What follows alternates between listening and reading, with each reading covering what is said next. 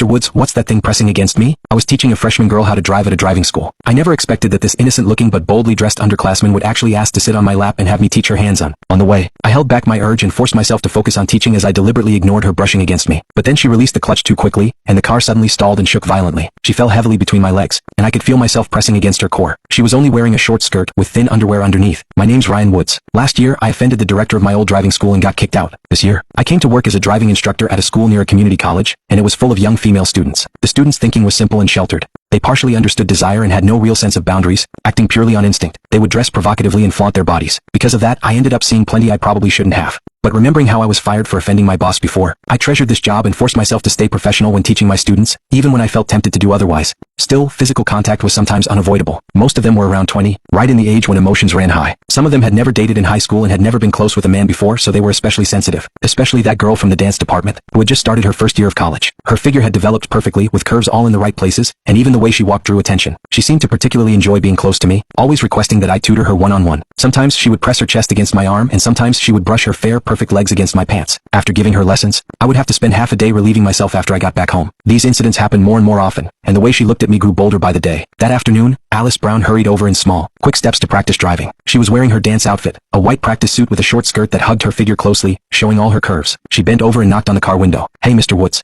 Sorry, I'm late. I was just in dance class." Her dance outfit had a deep neckline, and when she bent over, it was hard not to notice the fullness contained inside. I opened the passenger door and smiled. "Took you a while. Hurry up and get in." She sat in the passenger seat, grabbed my arm and pleaded in a soft voice, "I've already failed the field test 4 times. If I fail again, I'll have to start over. You have to help me." Looking at her pleading eyes, I sighed. "All right, then let's."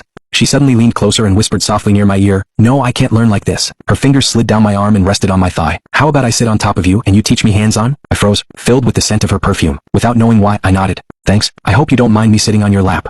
Alice climbed from the passenger seat onto me, her bottom sticking up as she shifted little by little. She had just come from dance class and was covered in a thin sheen of fragrant sweat. The marks looked especially mesmerizing against the white silk. I couldn't help but take a sniff, and the soft, sweet scent filled my lungs, making my heart pound faster. I wasn't sure if it was on purpose, but Alice suddenly placed her hand on my crotch. In that instant, I felt as if my body had been electrocuted. A numb and tingly sensation ran through me, and I shuddered hard. Alice hurriedly apologized. "I'm sorry, Mr. Woods. I didn't notice. Did I hurt you?" She was something else. I was obviously enjoying myself, but she was apologizing to me instead. I waved my hand and smiled. "It's fine. Sit properly. I'll teach you step by step."